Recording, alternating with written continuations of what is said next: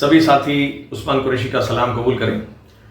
आज हम जो स्टोरी ब्रेक करने जा रहे हैं वो पिछले हफ्ते गुजरी बाजार में अहमदाबाद में जो हुज़ैफ़ा तिरमिज़ी साहिब ने एक स्टोरी ब्रेक की थी। ये एक पत्रकार के तौर पे वहाँ पे कुछ किताबें खरीदने के लिए जनाब मोहम्मद हुसैन शेख साहब के पास गए और वहाँ उन्होंने ये देखा कि जबरन तौर पर जो जायज़ हफ्ता मतलब जायज़ जो उसका किराया होता है वहाँ जगह पे बैठने का म्यूनसिपल कॉरपोरेशन का, तो उसकी जगह कुछ ज़ायद रकम दी जाती है। और जब इसकी मुखालफत की गई और इन्होंने जब ये रिकॉर्डिंग किया इस पूरे मामला का, तो इन पर भी हमला हुआ, जिसके विजुअल्स इस वीडियो में शामिल है। जैसे ही आप आगे वीडियो में जाएंगे आपको नजर आएंगे वो। तो कहने का मकसद इससे हम बड़े मुतासिर हुए और उसके बाद हमने हकीकत जानने के लिए जनाब मोहम्मद हुसैन शेख साहब जो पेशे से प्रिंसिपल थे, अभी रिटायर्ड हैं और अहमदाबाद में ही मुकीम हैं, वो इस जद्दोजहद को चला रहे और काफ़ी ज़माने से 2000 की साल से आज 2022 है, वहाँ तक इन्होंने इनका ये जो शरर पसंद लोग हैं उनका मुकाबला किया है। काफ़ी बार इन्होंने पुलिस कंप्लेन की, 27 से ज़ायद इन्होंने RTI की। और एक मज़ाक़खेज़ बात तो ये नज़र आई कि जब इन्होंने पुलिस पे कंप्लेन की और जब ये मैटर लेके गए पुलिस के बाद, तो पुलिस पे पूछते हैं कि आप कितना इनको किराया देते हैं, तो उन्होंने कहा इतना। फिर पुलिस वहाँ पे इनकी कंप्लेन अटेंड करने से पहले वो पहले गिनती है कैलकुलेटर लेके कि भाई ये आपने इतना दिया तो हमें तो इतना मिलता है। अब ये कितनी हंसी की बात है कि पुलिस कंप्लेन अटेंड करने की जगह उनसे ये दरियाफ्त करती है कि आपसे कितना किराया लिया जाता है और उसके ऊपर उनकी भाग बटाई में कुछ कमी है तो उस पर इनको ये रिस्पॉन्स देती है। तो कहने का मकसद कि ये साहब इतनी इनकी 70+ की उम्र है, उसके बावजूद ये जद्दोजहद कर रहे हैं। तो ऐसे जो बुढ़ा जवान हम कहेंगे ऐसे शख्स को कि जिन्होंने इस तरह से ये अपने आप की तहरीक चला रहे हैं नाइंसाफ़ी के खिलाफ और 1200 लोगों के हुकूक के लिए लड़ रहे हैं। तो आज हमने इनको स्टूडियो में बुलाकर हकीकत जानने की कोशिश की। इंटरव्यू लिया है जनाब कौशल अली सईद साहब ने, जो आमीन के सीनियर सहाफ़ी या पत्रकार हैं। तो कौशल अली साहब कुछ सवाल पूछेंगे और जनाब शेख साहब जवाब देंगे। तो आइए सुनते हैं इंटरव्यू, शेख साहब इस पर से किस चीज़ों पर से पर्दा उठाते हैं। हजरत, जो आपके साथ में जो घटना घटी थी गुर्जरी बाजार में, उसको थोड़ा ब्रीफली हमको बता सकें कि उस दिन हुआ क्या था, मसला। पत्रकार हुज़ैफ़ मेरे पास पहले आए थे और उन्होंने मुझसे पूछा कि भाई यहाँ पर वो एक्चुअली एक स्टूडेंट हैं और वो अपने स्कूल के प्रोजेक्ट के लिए आए थे। उनके स्कूल की तरफ से प्रोजेक्ट दिया गया था कि तुम इस तरह से सर्वे करके लाओ। तो वो सर्वे कर रहे थे क्या, और सर्वे करने के अंदर कोई ने कहा उनको कि भाई देखो वो सामने जो बैठे उनके साथ में कुछ झगड़ा हुआ है तो उनसे पूछो। तो मेरे पास आए और इस तरीके से मेरी उनसे मुलाकात हुई। और मुलाकात होने के बाद फिर उनको मैंने बताया कि भाई यहाँ पर जो है वो गरीब लोग और कमज़ोर लोग, बेबस लाचार लोगों के साथ में जुल्म हो रहा है। जो एसोसिएशन वाले हैं वो सिर्फ 25 रुपये महीने म्यूनसिपल को देते हैं और यहाँ पर हर हफ्ते हमारे से मनचाही रकम लेते हैं, समझे। तो उनको इंटरेस्ट आया और फिर उन्होंने जो कस्टमर्स जो सभ्य थे उस सभ्य से पूछ कर उन्होंने रिकॉर्डिंग किया और वो रिकॉर्डिंग जो थी वो रिले हुई। इसके लिए ये एसोसिएशन वाले नाराज़ हुए और जब वो आए तो उनके ऊपर हमला किया। चल जा, चल हाथ ना ऊपर, चल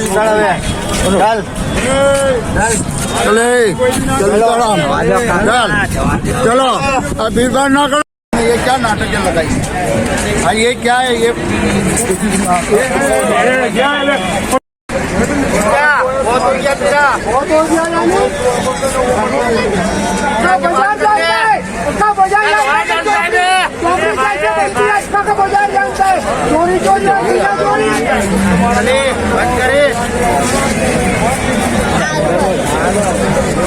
बंद कर। आपके पास कोई अधिकार नहीं है। मैं पत्रकार हूँ, मैं जर्नलिस्ट।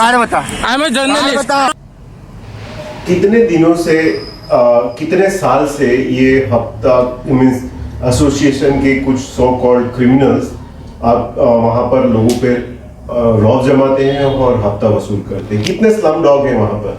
ये 1200 इंसान हैं सभ्य।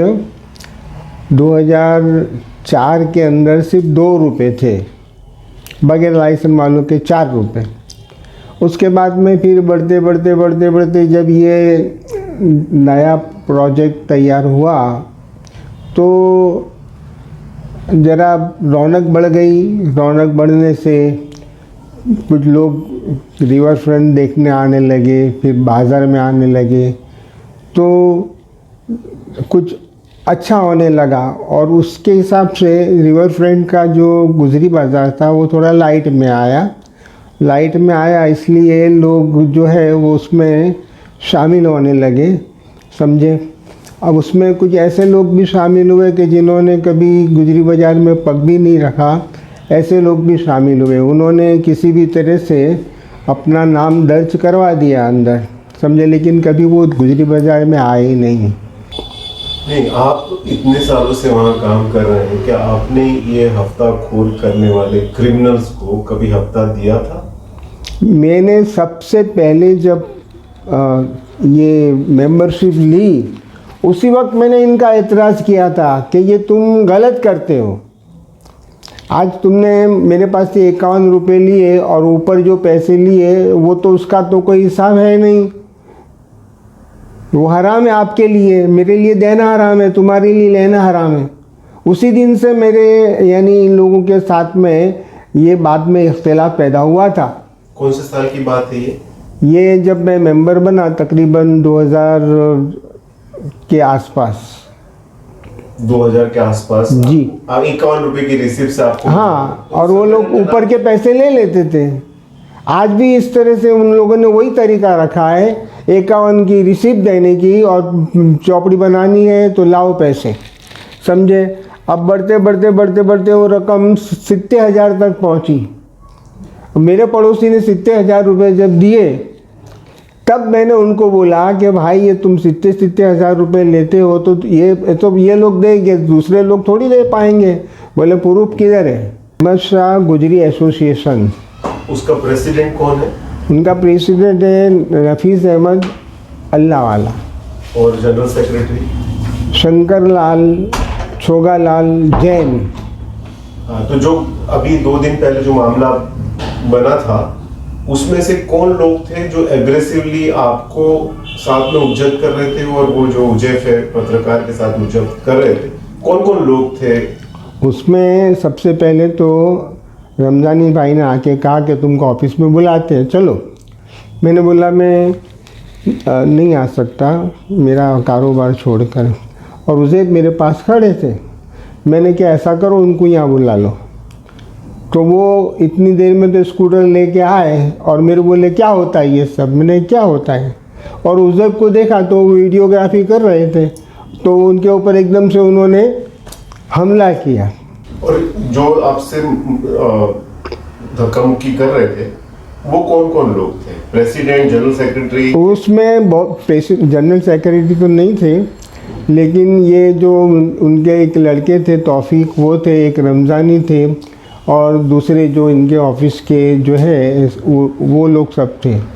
तो आपको ताज्जुब होगा, पुलिस खुद कहती है कि अगर कोई डमी नाम है उनके पापा का जो 2008 में गुज़र गए हैं, वो अल्लाह उनको जन्नत नसीब करे, तो वो उनके पापा का पहला नाम उन्होंने रखा है, तो उसमें उनको सभ्य पद में पुलिस को कोई गुनाह मालूम नहीं होता। मैं म्यूनसिपल कमिश्नर को फरियाद कर दूं तो वो गुजरी बाज़ार बंद कर दे ऐसे, क्योंकि जो MOU हुआ है उसमें के शरतनो भंग कोई सभ्य पण करशे तो ते प्रेसिडेंटे गुजरी बाज़ारना प्रेसिडेंटे कर्यो एवं गणवामां आवशे अने गुजरी बाज़ार बंद करवामां आवशे। इसलिए मैंने म्यूनसिपल कमिश्नर को फरियाद नहीं की। नहीं तो फिर ये रिप्रेजेंटेटिव्स जो हैं, जो हाँ। लोगों के लिए हैं, आपके लिए हैं, तो वो आपकी मदद में क्यों नहीं आते? वो ये गुजरी बाज़ार जो है वो बहुत एक समझो कि बिल्कुल गरीब लोगों के लिए है, समझे। आज ये बन गया है तो अमीर लोग इसमें जुड़ने लगे हैं, और ये जो गरीबों का हक है वो मारा जा रहा है। अभी समझो कि किसी ने 70,000 रुपये दे दिए तो कोई गरीब कैसे 70,000 देगा? इस वाले मैंने बोला कि ये लोग हमारे पास से इतने इतने पैसे लेते हैं, महीने में एक बार भरते हैं और 4 बार मैंने कहा ये लोग लेते हैं। तो उन्होंने तो सबसे पहले उनका कैलकुलेशन किया कि कितना सभ्यों से ने सब कैलकुलेट के सालों हमने तो बहुत छापे से के समझे। आपका रिएक्शन क्या था तो मैंने बोला यार તમે જો આવું કરતા હો તો પછી એ લોકો તમારે હપ્તા લેવા હોય તો તમે એમની પાસેથી લો, દારૂ જે વેચતા હોય કે જે લોકો સટ્ટો ચલાવતા હોય, અહીંયા ગરીબ લોકો પાસેથી હપ્તા લેવાનો અર્થ શું? તમે લેશો તો એની પાસેથી એમની પાસેથી લેવાનો છે, તો શા માટે તમે આવું કરો છો? जो लड़ने वाला आदमी ऐसा नहीं बोलता। मैंने तो बोला कि તમારા સાહેબને કહેજો એક દિવસ કે તમારા જીવનના અંતિમ દિવસે તમારો યુનિફોર્મ ઉતારી લેવામાં આવશે અને તમારું શરીર બાળી દેવામાં આવશે। એ દિવસ તમારો અંતિમ દિવસ યાદ રાખીને તમે જીવો, એવું તો મેં એમની ઓફિસમાં હું કહીને આવ્યો છું। तो आप चाहते क्या है अभी? मैं ये चाहता हूँ कि ये रेगुलराइज हो। यहाँ पर कभी इलेक्शन नहीं हुआ, यहाँ पर कभी मीटिंग नहीं हुई, यहाँ पर जो लोगों को जो लोगों से पैसे लिए जाते हैं उनकी रिसिप्ट उनके नाम की नहीं मिलती, उनका जो प्लेटफॉर्म का जो उनके थरे का नंबर है वो नंबर नहीं दिया जाता। तो ये सब रेगुलराइज हो जाना चाहिए और ताकि ये गुजरी बाज़ार जो है वो आबाद रहे। अभी इन लोगों के काम कैसे हैं कि गुजरी बाज़ार जो है वो कल बंद हो सकता है अगर MOU का अगर पालन किया जाए, अगर एसोसिएशन के जो उसूल धारा धोरण है उसका पालन किया जाए तो गुजरी बाज़ार कल बंद हो सकता है। तो आपके पास मौका है अभी इसकी लीडरशिप लेने का। मुझे लीडरशिप में कोई इंटरेस्ट नहीं है। क्या नहीं तो बदलाव कौन लाएगा? मैं लीडरशिप नहीं लेना चाहता। मैं तो ये चाहता हूँ कि देखो मेरी उम्र हो चुकी है समझे, और अल्लाह का फजल है कि मुझे कोई तकलीफ़ नहीं है, कोई माली हालत से मैं कमज़ोर नहीं हूँ। लेकिन ये कि अगर गुजरी बाज़ार का जो रहबर है जिसके हाथ में मतलब बागडोर है वही अगर गुमराह हो गया तो फिर दूसरे लोग क्या? देखो आप देखो इन लोगों ने जो कारनामे किए आप देख लो कि किसी भी मेंबर की मेंबरशिप जो है वो तब्दील नहीं की। जो 2011 में जो मेंबर थे वही मेंबर आज 2021 में भी है। किसी का नाम नहीं भेजा, किसी की ट्रांसफ़र फी नहीं भरी।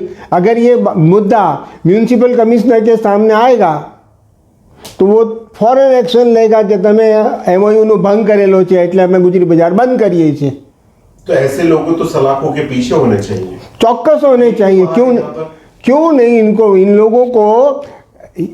लोगों के ऊपर ये जो कार्रवाई इन्होंने एक गरीब लोगों के ऊपर की है, इसलिए इनके साथ कानूनी तौर पर मुकदमा चलाया जाए समझे, और जो भी पनिशमेंट होती है वो इनको मिलनी चाहिए। अभी स्टेटस क्या है? पुलिस केस आपने जो कंप्लेन की है तो वो स्टेटस क्या है अभी? क्या उसका फॉलोअप कुछ हुआ? अभी हमने कंप्लेन की थी, 3 कंप्लेन हमने वापस ले ली। हम जानते थे कि हमको यहाँ से, क्योंकि इन लोगों को इनके काम में मैंने उदासीनता देखी पुलिस के काम में और चैरिटी कमिश्नर के, तो मैंने जब एप्लीकेशन की थी तो एक एप्लीकेशन कलेक्टर के पास गई थी और कलेक्टर का एक लेटर मुझे मिला जिला मजिस्ट्रेट का, और उन्होंने जवाब मांगा अपने पुलिस कमिश्नर से कि तुमने इस मामले में क्या कार्रवाई की है। तो मैं उसका इंतज़ार कर रहा हूँ। अगर वो तहकीक होगी और सही तरीके से तहकीक होगी तो जो लोग गुनहगार हैं वो ज़रूर पकड़े जाएंगे और उनको पनिशमेंट ज़रूर मिलेगी। कंप्लेन लेने के लिए कोई प्रेशर था किसी का आपके ऊपर? कंप्लेन वापस लेने के लिए कोई प्रेशर किसका था? प्रेशर तो नहीं था। मैं तो चाहता था कि कुछ रेगुलराइज हो जाए बगैर कोई संघर्ष के समझे, इसलिए पहली एप्लीकेशन की वापस ले ली, दूसरी एप्लीकेशन वापस ले ली, तीसरी एप्लीकेशन वापस ले ली। लेकिन इनकी पॉलिसी में कोई फ़र्क नहीं आया। ये उतने ही पैसे उघराते थे जो पहले उघराते थे। तो बदलाव कैसे होगा आप बताइए, आप तो मायूसी वाली बात कर रहे हैं। मायूसी वाली बात में इसलिए नहीं, अब मायूसी कैसे हो सकती है? When the police is going to take actions, अगर एक एजेंसी तो है नहीं, हमारे यहाँ कई एजेंसियाँ हैं, क्राइम है, सीबीआई है, विजिलेंस है। अगर जिला मजिस्ट्रेट विजिलेंस को कोई इंक्वायरी सौंपे तो ज़रूर कार्यवाही होगी। तो इन सारे डिपार्टमेंट पे आपको अब भरोसा नहीं रहा? मुझे भरोसा है इन लोगों पर, मुझे अल्लाह की ज़ात पे भरोसा है सबसे बड़ा तो, लेकिन इधर से नहीं मिलेगा तो उधर से। आज मैं 2.5 साल से लड़ रहा हूँ, आज मेरा पहला दिन है नहीं है, और 2.5 साल से मैं लड़ता हूँ, तो मुझे यकीन है कि आज इस तरफ से नहीं तो, लेकिन मैंने इनकी पॉलिसी में कोई बदलाव नहीं देखा, इसलिए मैं लड़े जा रहा हूँ।